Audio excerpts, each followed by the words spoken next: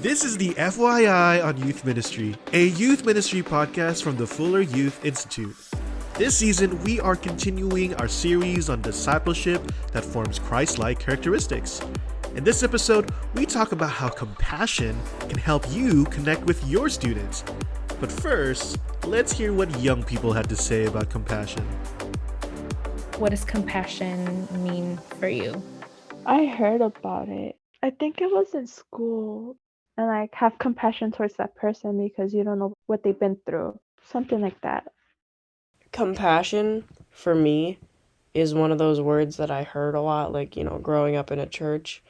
It's just like one of those words that I've heard thrown around a little bit. But I've never really known the definition of it. I've known how to use it in a sentence, obviously. But I've never really known how to do it, I guess. Hello everyone, this is Roslyn Hernández. I am Diversity, Equity, and Inclusion Manager and Content Producer at the Fuller Youth Institute, and I'm so excited because I have a new co-host today. Hello, I'm Rachel Dodd. I'm Managing Editor at FYI, and I'm so glad to be here for the first time. In this episode, we are going to talk about the Christ-like characteristic of compassion. And we're actually about to release a youth ministry curriculum that helps youth leaders teach teens about compassion. So we're really excited about this conversation. Check out our show notes for more information. And joining us for our conversation today, we have Dr. Cameron Lee. He is a professor of marriage and family studies in Fuller's School of Psychology. He's with us to chat about how compassion is important in our leadership. And so welcome. Thank you, Roslyn and Rachel. Welcome.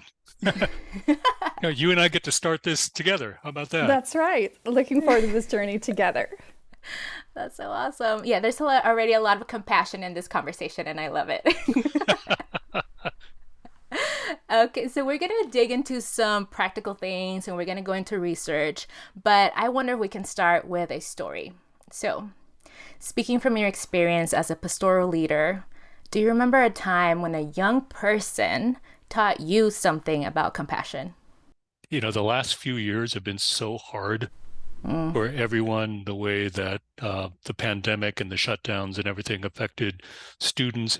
The students that I've been seeing coming into the program have, in fact, been more anxious than I remember. I suspect that a lot of it has to do with the losses, the trauma, all of us have experienced in the last few years. So just being able to listen to some of the stories that my students have to tell and lean into them and try to get into that place of understanding, wow, so this is what it must feel like to have your history and to be in your place and so forth.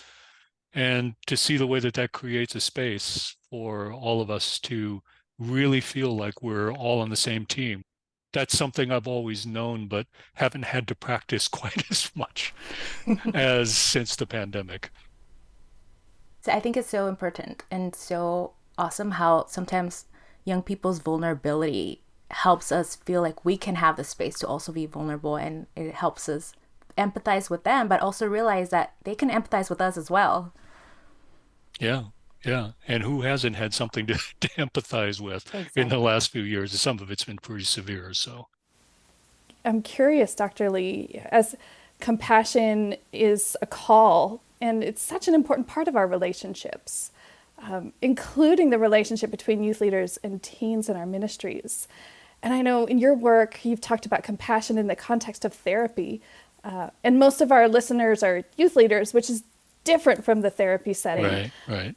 Yeah, but the discipleship relationships kind of have some similar dynamics. Mm-hmm.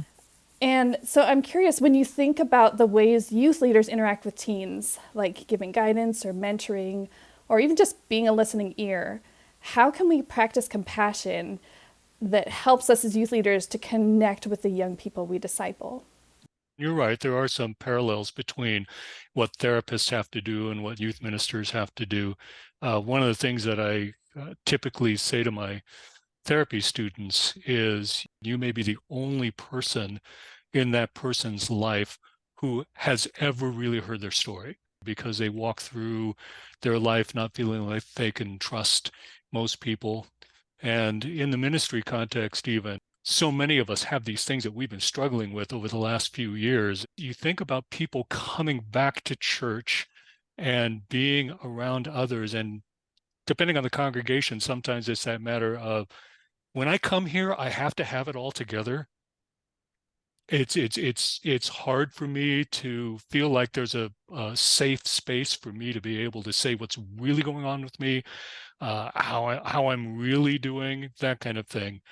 It becomes that much more important that the people who are in leadership in ministry contexts provide those safe spaces for people. And it's something that has to be cultivated through behavior and through recognizing that somebody may actually have a need and need to be listened to in a way in which it feels safe to speak the truth about what people are actually experiencing.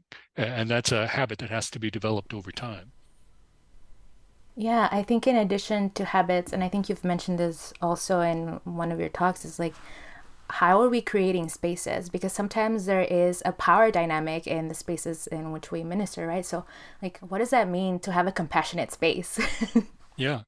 I mean, I think a lot of people have learned listening skills and that kind of thing. And I always want to encourage people to do better with that. It's important to have those skills, but part of the problem is that we know them, we don't use them. The difficulty of learning to be compassionate in a ministry context is sometimes that the people who are in need of compassion because they're struggling with something, that struggle shows itself in problematic behavior. And so Mm-hmm. if you're in a leadership position, part of you wants to shut it down. How do I gain control of this? How do I make this stop happening? And when we take that stance, it's actually the opposite of compassion, because now we're treating the person as a problem and not so much as a person who needs to be heard. And so there has to come this moment in which a person is able to, first of all, notice that the person who is acting out is experiencing some kind of distress. Then you have to manage your own distress. And then you have to lean into the behaviors that will create those safe spaces. And even if it's just using the skills that people already know with respect to being able to, take that deep breath and listen well, I think that could go a long way towards being able to practice compassion in ministry settings. Yeah, and that like leads us right into our next question. So from our research on character and virtue development, we learned that compassion starts with ourselves. So it starts with the acceptance that we're worthy of love, that we're worthy of compassion, before we can extend that compassion to others. And that's such an important part of just leadership, right? Not just like with teenagers, but any leadership at all. So can you tell us about some spiritual practices or general practices that can help youth leaders in their journey to self-compassion or even ministry health? Yeah, absolutely.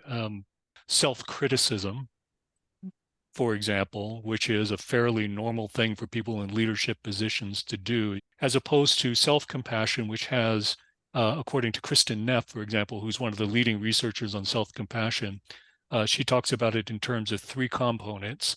One is mindfulness, which is the ability to just notice what's going on inside of you and the thoughts that are going through your head, but without judging them. Oh, look at that. I'm thinking this. I'm feeling this way. I wonder about that, and being curious about it.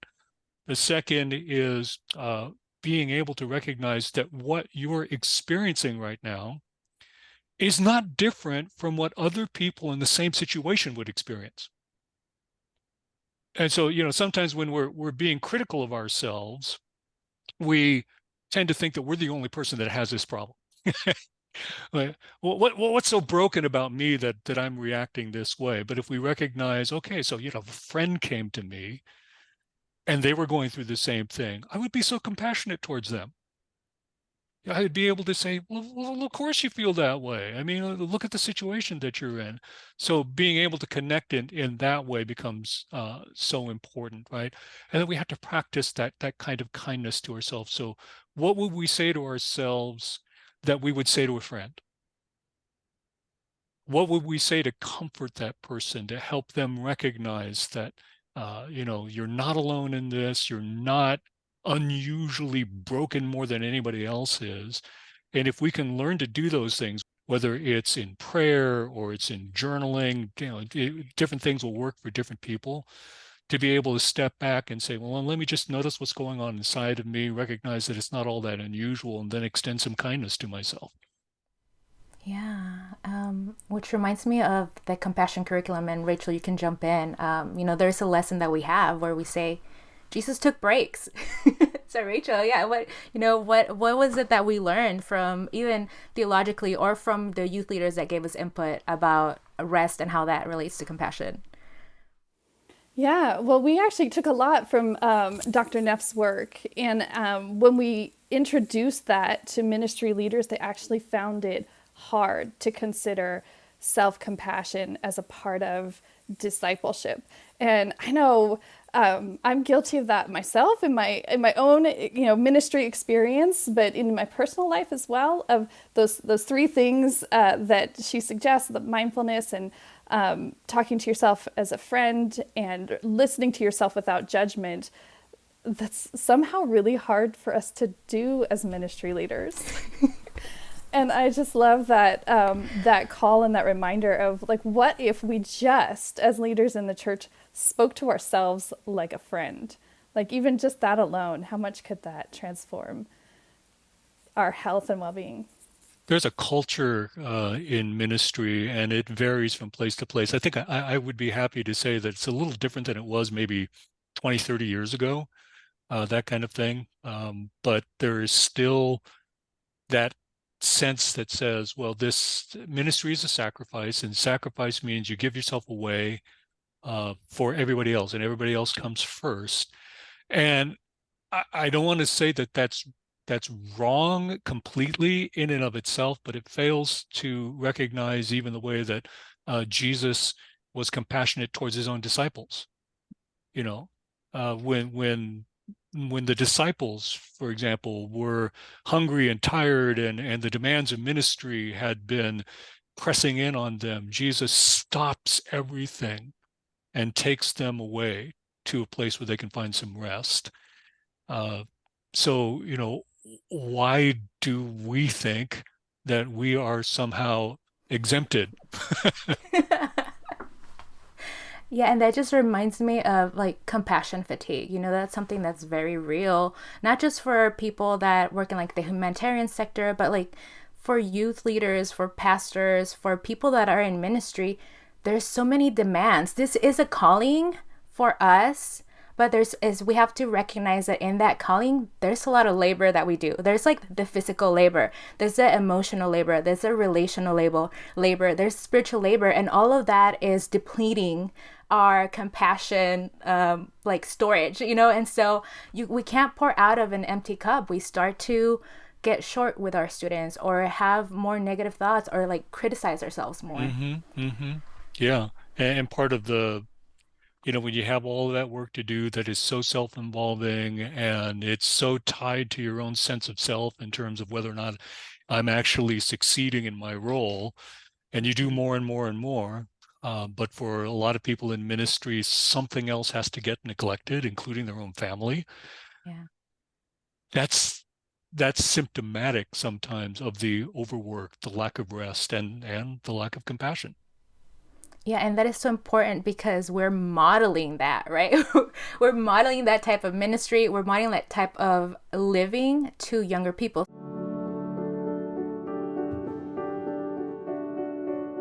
Teenagers in your ministry care about their world. This is why FYI has developed Compassion from the Inside Out, a 4-week high school youth ministry curriculum so you can equip your students for a lifelong journey of faith-filled compassion. Cultivate compassion with your students through powerful discussion guides, interactive prayer and reflection activities, social media tools, and so much more. Compassion from the Inside Out will empower your teens to make a difference in the world. Find out more at fulleryouthinstitute.org/curriculum.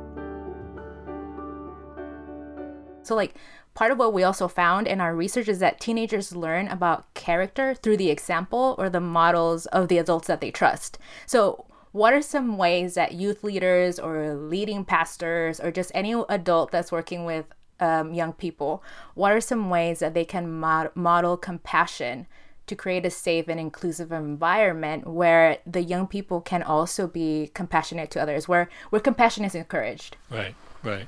First of all, let's just be realistic in terms of the model has to be consistent and ongoing in the context of a relationship for it to really stick, for somebody to be able to say, okay, so that's the kind of person I want to be. There's got to be an ongoing relationship in order for that to happen. But that ongoing relationship is going to be built on these micro moments in the relationship. And some of it is going to be one-on-one, and some of it is going to be group. So even if we just focused in on what it means to listen to somebody else compassionately, to get curious about what they're going through. So in the one-on-one relationship, that person can experience it, and hopefully that models something for them. So you come to me, you're in distress, I listen to you compassionately, and eventually you internalize some of that. But I think just as importantly, and perhaps more importantly, is how you do the same thing in a group context.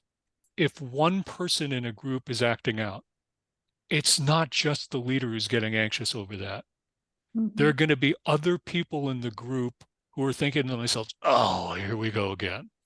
You see another person there, it's like, oh no, that person's here.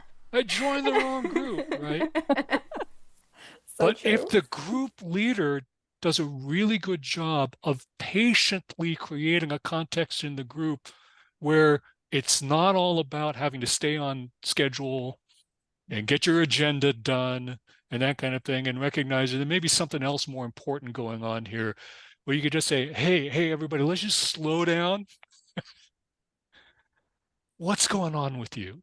I really want to know. To create that kind of environment, I think sets a tone overall for the group as a whole, and it lets some of the other students recognize that their own thought processes with respect to that individual are not compassionate, and you can see what the benefits of being compassionate would be.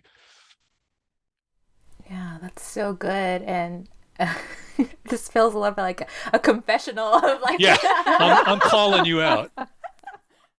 What I hear in some of what you're saying is that we have a responsibility to check ourselves, right? And lean into compassion when there are frustrating dynamics happening around us. And at the same time, as leaders, we're also creating that space by modeling the compassion for the group.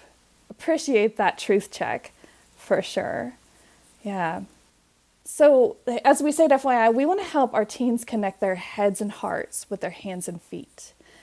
And I'm curious, what advice or tools would you recommend to a youth leader who wants to guide students to be more compassionate in their lives, in the world around them, but the leader's just not sure where to start on nurturing that in their students?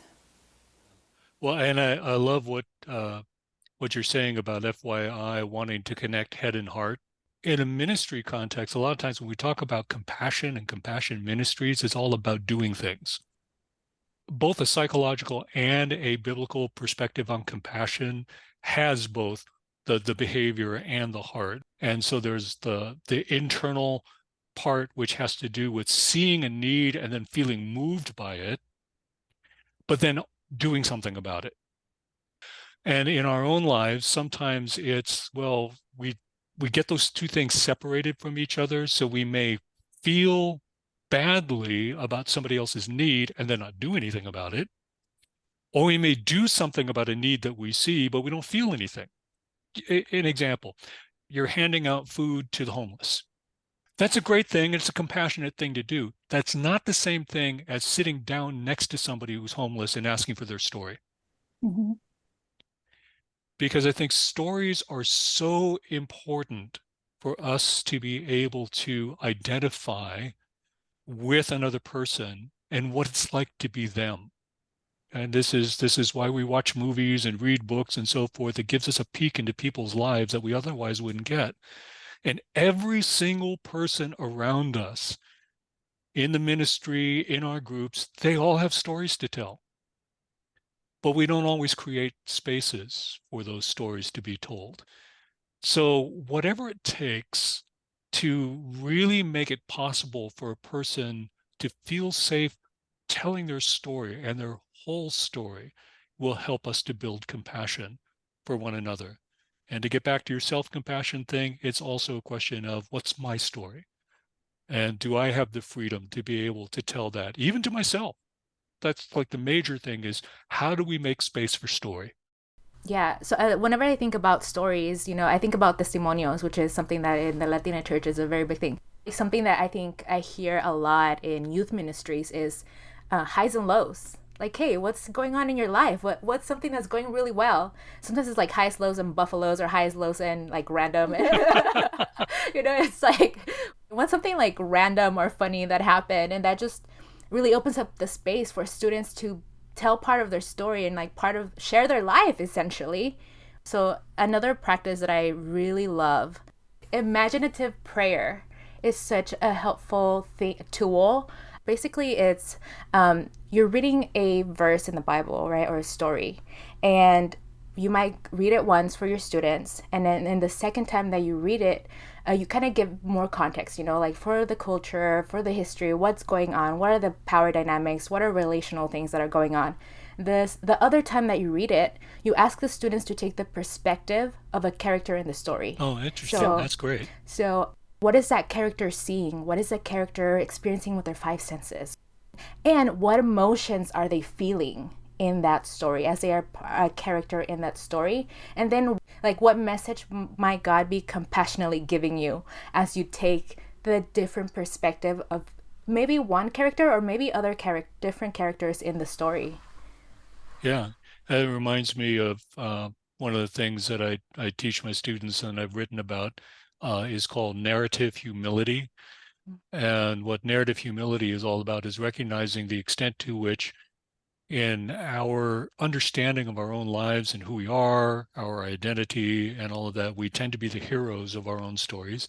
And oftentimes, as happens when you're watching a movie or reading a book, the other characters in the story are what one person calls flat. And to have humility is to be able to step back and ask, what's that person's story? How can we both have enough compassion and humility to let each person be a fully rounded character in his or her own story? I love that. I would love to link to some threads of what I'm hearing of, when we read the Bible, I think that we are guilty of treating the people that we read about as flat characters, or doing, maybe we could even say kind of flat reading of the Bible, in that we see kind of what's going on and they did this and they did this and end of story. Now here are my 3 points that we should take from this, right? Right. And we have to be able to recognize that sometimes the scriptures that we're reading don't lend themselves well to narrative. I mean, it's one thing to be reading the historical books of the Old Testament. It's another thing to be reading the letters of Paul, for example. But for sure, it's a little more homework, but well worth it if we try to understand what was the relationship between Paul and this particular church, what was going on in that church, what was going on with Paul, and how might we imagine our way into what it would have been like to be a member of that congregation in that particular situation that Paul is trying to address. Otherwise, what we do is we bypass all of that and we try to create moral principles out of what we read and then just say, okay, so now here's what you need to go and do. If you're going to be a good Christian, do this, that kind of thing. But we don't really identify with the human situation, and that's a pity. Yeah, we miss the humanity in the Bible stories and the Bible narratives. And they're so full of drama. Like we might think that young people don't like the Bible or they think the Bible is boring.